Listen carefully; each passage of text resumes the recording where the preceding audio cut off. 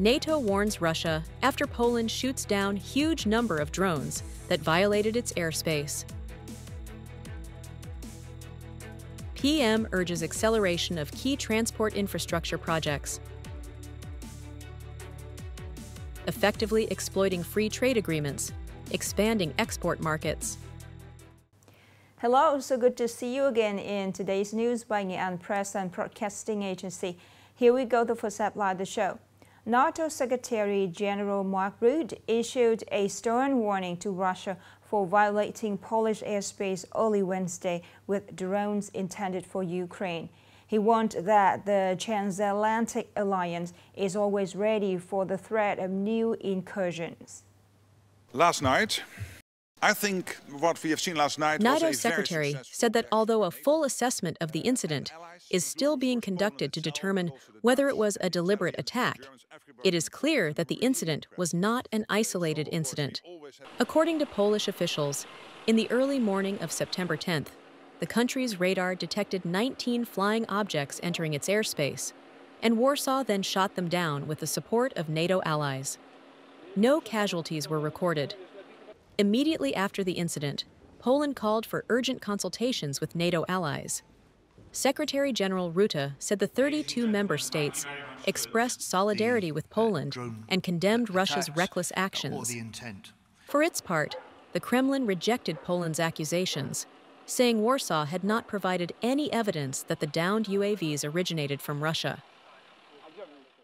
European Commission or EC President Ursula von der Leyen announced that the European Union or EU is planning to increase its military and financial support for Ukraine. The EU also aims to expand technological cooperation to enhance the region's defense capabilities. They took Sasha and his mom. Von der Leyen emphasized the establishment of a drone alliance with Ukraine to help it maintain its advantage in the conflict with Russia. Additionally, the EU is developing the Eastern Flank Watch system to monitor its eastern border using space technology and building a drone wall, as proposed by the Baltic states. She also stated that the EU has provided nearly 170 billion euros, approximately 199 billion USD, in aid to Ukraine, and is creating new mechanisms to ensure this support is long-term. A notable initiative is the use of frozen Russian assets to create a loan for Ukraine. Vietnamese Prime Minister Pham Minh Chinh just chaired the 20th online session of the State Steering Committee for important national projects and key transportation projects. Compared to the committee's 19th session, an additional 208 km of expressways have been completed, bringing the total number put into operation to 2,476 kilometers. Localities are focusing on site clearance, infrastructure relocation, speeding up construction progress, striving to complete 3,000 km of expressways by 2025. In Nghệ An, 2 key projects are currently being implemented. The North-South High-Speed Railway project through Nghệ An province is 85.5 kilometers long, and steps related to site clearance are being carried out. Meanwhile, the Vinh Thanh Thuy Expressway project, with a total length of 60 kilometers, a scale of 6 lanes, the first phase will invest in 4 complete lanes. The total estimated investment is nearly 24,000 billion VND. Construction will start in 2026, and operation will start in 2029. Prime Minister requested localities and investors to focus on removing legal obstacles, fully preparing resources, human resources, and equipment to speed up progress, ensuring completion of commitments. Upcoming are some updated news. Nghệ An is taking an important step to build a modern, synchronized urban and rural system. The Provincial People's Committee has proposed the creation of 127 urban and communal planning projects for the period up to 2030, with a vision to 2045, at a total cost of approximately 325 billion VND. Of the 127 projects, there are 6 provincial-level urban master plans to be developed across 22 wards and communes, 108 general construction plans for communes, and 13 urban subdivision plans for major cities. This initiative aims to realize the law on urban and rural planning, providing a basis for managing the development of urban space, technical and social infrastructure, and meeting the socio-economic development requirements of the new period.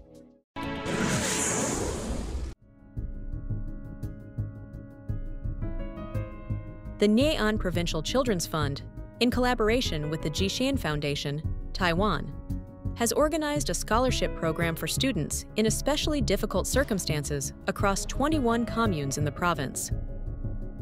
495 students from primary, middle, and high schools were awarded long-term scholarships ranging from 1.5 to 2 million VND, or a one-time scholarship of 800,000 VND per student. Many also received additional incentives, including a school bag filled with books and school supplies valued at 400,000 VND. The total support provided was nearly 740 million VND. For many years, the Jishan Foundation and the Nghệ An Children's Fund have implemented numerous meaningful programs, contributing to the spirit of compassion and empowering poor students to stay in school.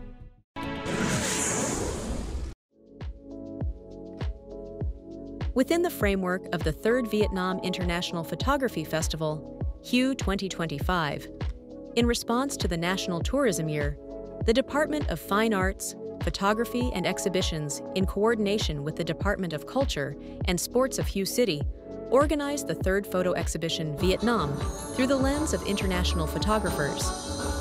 The exhibition displays 200 photographic works by 133 domestic and foreign authors.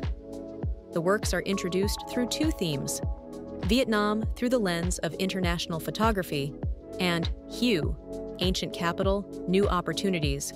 These are beautiful photos of the country and people of Vietnam, bringing a deep understanding of the life, culture, nature, people, and country of Vietnam, thereby contributing to promoting, propagating, introducing, and developing Vietnam tourism in general, and HUE City in particular, to domestic and international friends.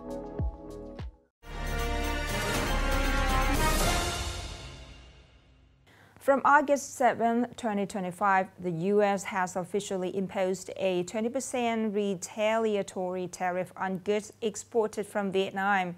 Products found to be transiting from other countries through Vietnam will face a tax of up to 40%. This presents a significant challenge that could reduce the competitiveness of goods. In this context, leveraging 3 trade agreements is a strategic solution to expanding export markets. More in the story today. As the Vietnamese economy deeply integrated with the global market, Vinatex's Hoang Mai Garment Company, a subsidiary of PPJ Group, was established and began operations at the perfect time. The company exports up to 60% of its goods to the United States. However, when the U.S. imposed a reciprocal tax of 20%, the company's profit margins became extremely thin. To avoid over-reliance on orders from the U.S., the company leveraged the Comprehensive and Progressive Agreement for Trans-Pacific Partnership and the Vietnam-EU Free Trade Agreement. By adhering to the rules of origin and avoiding the import of fabrics from third-party countries, the company qualified for preferential tariffs when entering these new markets. The factory has a quality management system. We control everything from input to output, strictly check and comply with partner regulations, negotiate with suppliers about the counterpart to maintain production. To date, Vietnam has signed and is currently negotiating a total of 20 free trade agreements, FTAs, opening up vast markets with over 60 countries and territories, accounting for approximately 90% of global GDP. This has been a key factor in helping businesses overcome tariff barriers and expand their export markets. However, leveraging these FTAs also presents significant challenges. Vietnamese exports face fierce competition and must meet stringent non-tariff barriers. Additionally, small and medium-sized enterprises often lack the necessary knowledge and skills to understand the regulations and face pressure to fulfill their commitments. Các doanh nghiệp thì cần tập trung vào việc nâng cao chất lượng. Enterprises need to focus on improving product quality, proving the origin of inputs, and optimizing supply chains in the province, reducing dependence on imported raw materials. In addition, enterprises also need to learn about anti-dumping and anti-subsidy regulations for each specific product. According to many experts, Nghệ An province has a strong export advantage with many key products. It needs to overcome its limitations and effectively leverage free trade agreements to create new momentum for its export activities. The last story to end our news today. Thank you so much for your attention. Goodbye for now and see you later.